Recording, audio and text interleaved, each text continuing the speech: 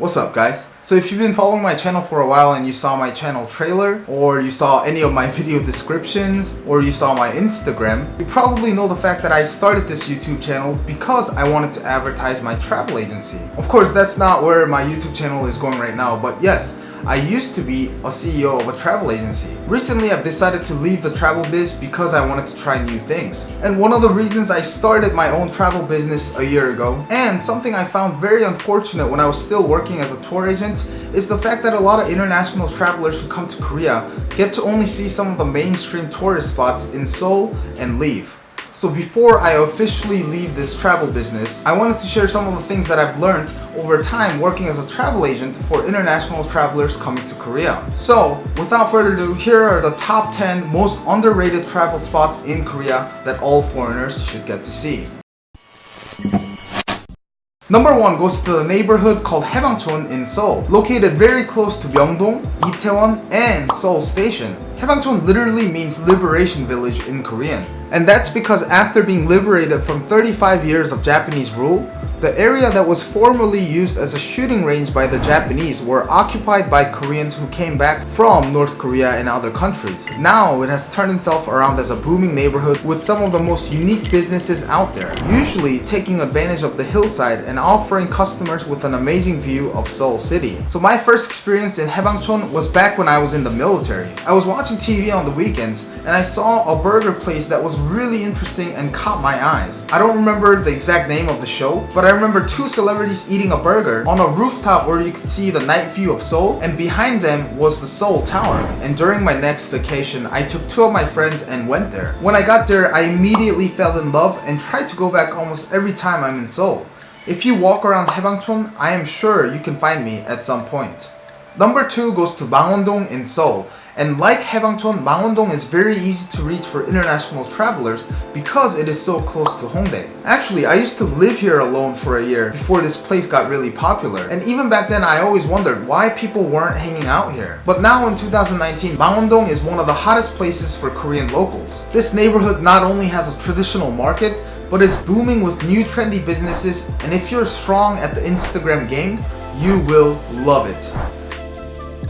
Number 3 goes to Tonju, a city that is located approximately 2.5 hours away from Seoul. I recommend this city to all the foodies out there who are watching this video, who are definitely willing to try some of the best Korean cuisines out there, because the city is often called the kitchen of Korea. And borrowing the words from my friend who is actually from Jeonju, even McDonald's tastes better in Jeonju. The city also has well-preserved historic tourist sites like its famous Hanok village, where you can walk around and feel a straight-up Joseon Dynasty vibe. But another fascinating thing about Jeonju is that it has a very raw feeling to it. And by that I mean because the city saw less development within Korea's modern history, the city has a very strong 90s Korea feel to it. And honestly, if you're looking for something completely different and not just another metropolitan city, but want to enjoy the comfort of a metropolitan city, Jeonju is like the perfect place for you. Number 4 is Gwanghwanery Beach in Busan for all you beach lovers out there. Some of you may have heard of Haeundae in Busan, which is the go-to beach for all Koreans during the summertime, but personally I find Gwanghwanery much more amusing. The Gwanghwan Bridge that goes past the beach lights up at night and offers visitors a magnificent view.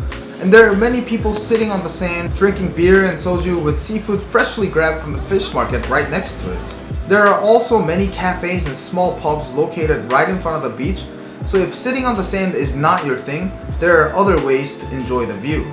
Number 5 is the Hwasong Fortress in Suwon, which is a city that is located just 30 or 40 minutes away from Seoul via subway, and was built during the Joseon Dynasty by King Jeongjo to honor the remains of his father. He also tried to move the capital from Seoul to Suwon, so it is known to be one of the most well-built fortresses in the world. And because the fortress stretches out for quite a distance, there are plenty of spots to take pictures in and offers its visitors one of the most unique walks of their lifetime. Also, next to the fortress, you can find Suwon's famous chicken street, so take a nice walk and eat some chicken afterwards.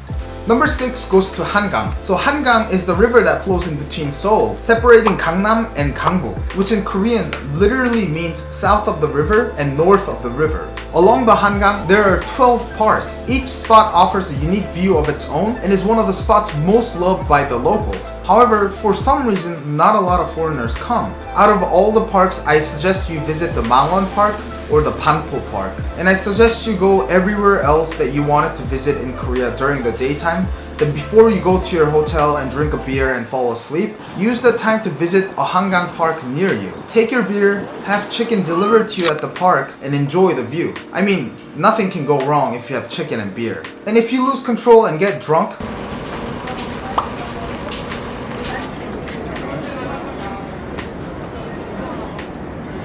Number 7 goes to Gyeongju, a city Koreans like to call museum without walls. Now if you're a history lover, I can't recommend anywhere better for you than Gyeongju in Korea. Gyeongju used to be the capital for Silla dynasty and once was the 4th biggest city in the world. Thanks to it, there are many historical sites like the Bulguksa, Cheomseongdae, and various wangneuns, which are enormous graves of former kings. Number 8 is for all of you visiting during the summertime. It's the Yongin Caribbean Bay Water Park, owned and operated by Samsung. And yes, Samsung has a water park. In my opinion, it's one of the best water parks that I've ever been to in my life. But for some reason, I've never seen it get popular with international travelers. But if you enjoy getting on wicked slides, enjoy swimming, and just want to have an awesome time with your friends, this is the place. There are also a lot of beautiful girls and handsome guys in swimming clothes.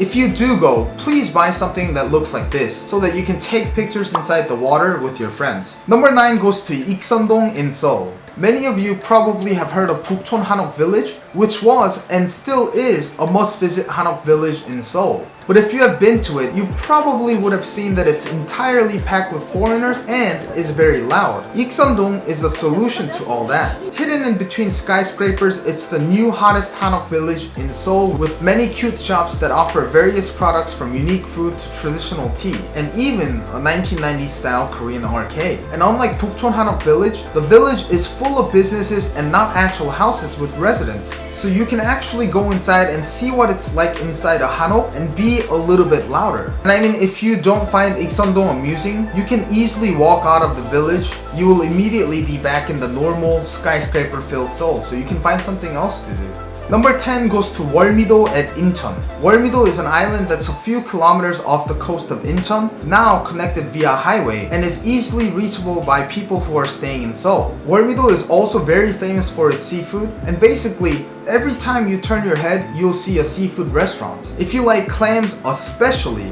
I recommend you go to Wolmido. Aside from the fresh seafood and beautiful ocean view, Wolmido also has a small amusement park right by the coast. Of course, it's a small amusement park, so there aren't many rides, but some of them can get pretty wild. I highly recommend the ride called Viking.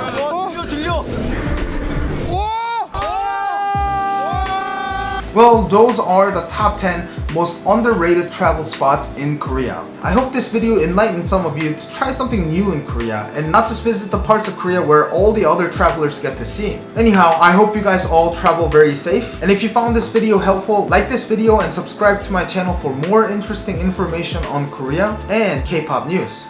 Until then, see you next time.